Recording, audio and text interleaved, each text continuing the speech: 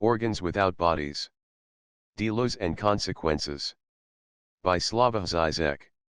Hegel 2, From Epistemology to Ontology. And back. This brings us to the basic Hegelian motif of Deleuze, his reversal of the standard relationship between a problem and its solution, s, his affirmation of an irreducible excess of the problem over its solution, s, which is the same as the excess of the virtual over its actualizations.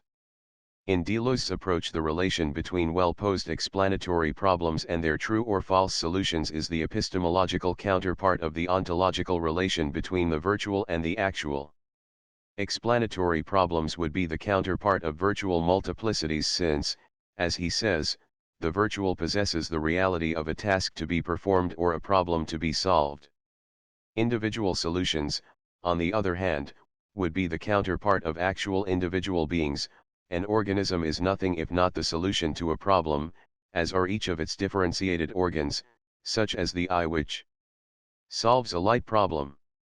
The philosophical consequences of this intimate relation between epistemology and ontology are crucial.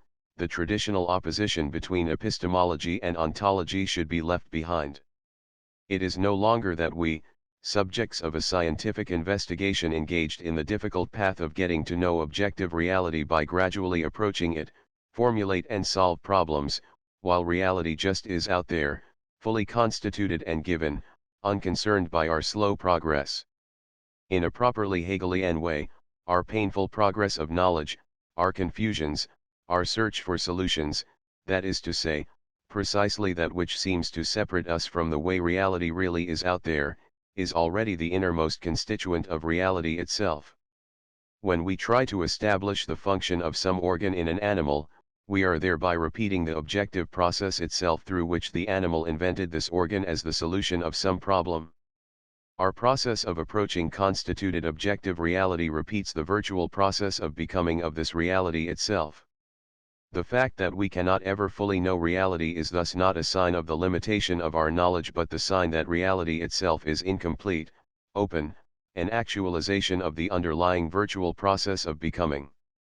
Such a reflective twist by means of which the subject assumes the inexistence of the big other defines the subjective position of the analyst, what Lacan calls the discourse of the analyst, and he does give a clear hint that this, effectively, is Hegel's position. In his Seminar 17, L'Envers de la Psychanalyse, Lacan, in an apparently inconsistent way, designates Hegel as the most sublime of hysterics, as an exemplary figure of the master, as the model of the discourse of the university. On page 20, Lacan emphasizes how it sticks out in Hegel, c'est seulement chez Hegel, that philosophy is at the level of the discourse of the master. On page 38, Hegel is designated as the most sublime of all hysterics, le plus sublime de hysterics, and, on page 200, one reads Hegel, the sublime representative of the discourse of knowledge, le discours du savoir, and of the university knowledge, savoir universitaire. It is easy to see how each of these designations is justified in its own terms. Hegel's system is the extreme case of the all-encompassing university knowledge, allocating each particular topic to its own proper place. If there ever was a figure of the towering master in the history of philosophy, it is Hegel, and Hegel's dialectical procedure can best be determined as the permanent hysterical questioning of the hegemonic figure of the master. So, which of these three positions is the real Hegel? The answer is obvious, the fourth one, the discourse of the analyst, as if to point in this direction. Lacan, in this seminar dedicated to the four discourses, applies to Hegel the first three positions, master, hysteric, university, leaving out the fourth position. Do we not get here a clear case of the logic of the borrowed kettle, mentioned by Freud to render transparent the strange procedure of dreams, namely, the enumeration of mutually exclusive answers to a reproach, that I returned to a friend a broken kettle. 1. I never borrowed a kettle from you.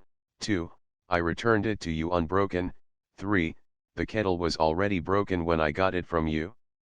For Freud, such an enumeration of inconsistent arguments confirms, of course, per negationem what it endeavors to deny, that I returned to you a broken kettle, or, in Hegel's case, that he occupies the position of the analyst. A further proof of this fact is Lacan's claim that the discourse of the analyst is not simply one among the four, it is simultaneously a discourse that emerges when we pass from one discourse to another, say, from that of the master to that of the university. If, then, the discourse of the analyst is located in the very passage or shift from one to another discourse, is the true position of Hegel, who is a master, a hysteric, and the agent of the discourse of the university, not that of an incessant passage between these three, that is to say, that of the analyst. It is here that we can clearly pinpoint what is arguably Deleuze's crucial misunderstanding of Hegel's move against/beyond Kant. Deleuze continues to read Hegel in a traditional way, as the one who returned from Kant to an absolute metaphysics that articulates the totally self-transparent and fully actualized logical structure of being. Already in Difference and Repetition, Deleuze interprets Kant's transcendental ideas from the perspective of his notion of problematicity, as the excess of the question over answers to it. A transcendental idea designates not an ideal but a problem, a question, a task, which no answer, no actualization, can fully meet. So, Deleuze can only read the excess of the problem over its solutions as an anti-Hegelian motif, insofar as he perceives Hegel as the one who, as it were, filled in the gaps of the Kantian system and passed from Kant's openness and indeterminacy to the notion's complete actualization/determination. What, however, if Hegel does not add any positive content to Kant, does not fill in the gaps? What if he just accomplishes a shift of perspective in and through which the problem already appears as its own solution? What if, for Hegel, absolute knowing is not the absurd position of knowing everything but the insight into how the path toward truth is already truth itself, into how the absolute is, precisely to put it in Deleuzian terms, the virtuality of the eternal process of its own actualization? We are thereby within the very heart of the problem of freedom. The only way to save freedom is through this short circuit between epistemology and ontology. The moment we reduce our process of knowledge to a process external to the thing itself, to an endless approximation to the thing, freedom is lost, because reality is conceived of as a completed, positive order of being, as a full and exhaustive ontological domain. The inconsistency of Kant apropos of freedom is here crucial in its structural necessity. On one hand, the subject is free in the noumenal sense. Its freedom attests to the fact that it does not belong to the realm of the phenomenal enchainment of causes and effects, that it is capable of absolute spontaneity. On the other hand, spontaneity is transcendental, not transcendent. It is the way the subject appears to itself, as we learn in the final paragraphs of Part I of the Critique of Practical Reason. It may well be that, in ourselves at the noumenal level, we are just marionettes in the hands of the all-powerful God.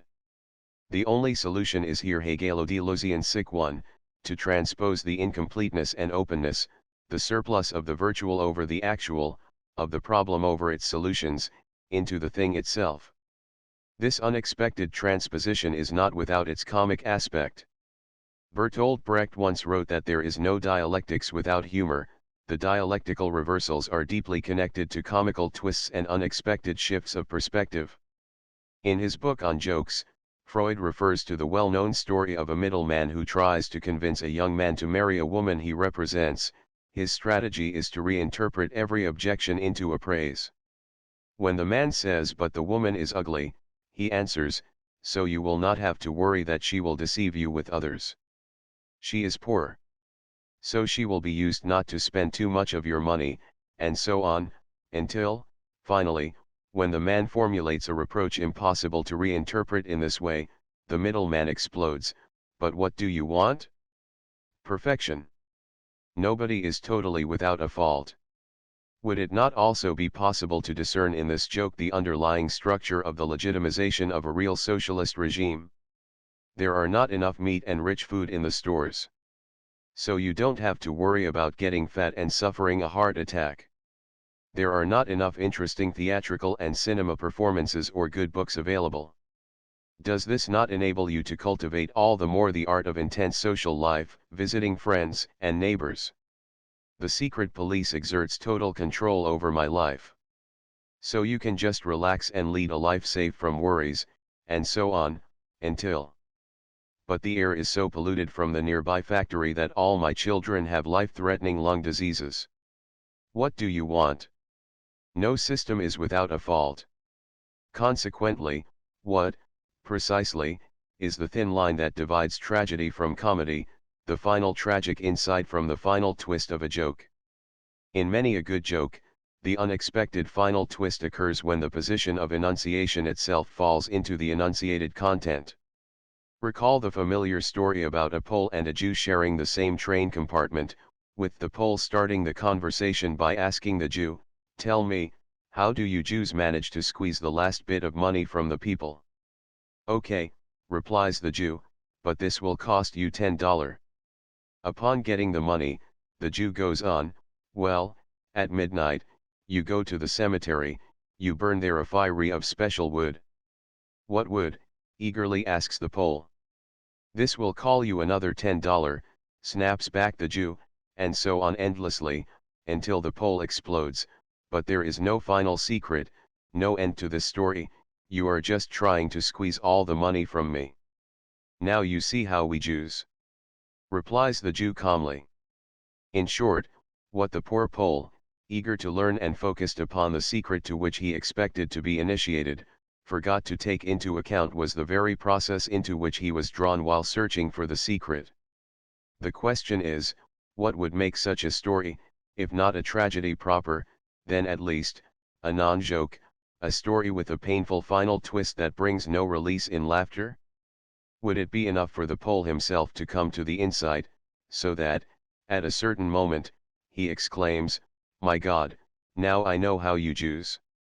Or would a simple, more dramatic twist be sufficient? Imagine the Pole deprived of his last penny, his family ruined, he himself lying ill and announcing that he no longer has any money, when the Jew, caricatured as the evil figure, tells him with a vicious smile, "There is no secret. I just wanted to teach you a lesson and really show you how we Jews." Or, to ask the same question the other way around, since the Oedipus story involves a homologous twist, in his search, the hero forgets to include himself, what change would suffice to make it a comedy? One can effectively imagine a similar story along the lines of The Marriage of Figaro, with the hero all of a sudden discovering that the older rich widow he married because of her money is effectively his own mother. Would it not be possible to retell, in this way, the elementary story of Christianity, namely, as a joke with the final unexpected twist? A believer is complaining, "I was promised contact with God, divine grace, but now I am totally alone, abandoned by God, destitute, suffering, with only a miserable death awaiting me." The divine voice then answers him, "You see, now you are effectively one with God, with Christ's suffering on the cross." If we take into account the radical consequences of this elementary dialectical move, then the Hegelian absolute knowing itself appears in a new light, no longer as a madly megalomaniac claim by the individual called Hegel who, in the 1820s, stated that he knows and is able to deduce everything there is to know, but as an attempt at delineating the radical closure/finitude of a knowledge grounded in its historical constellation. In absolute knowing, the limitations of our knowledge are correlated to the limitations of the known constellation itself, its absolute character thus emerging from the intersection of these two limitations.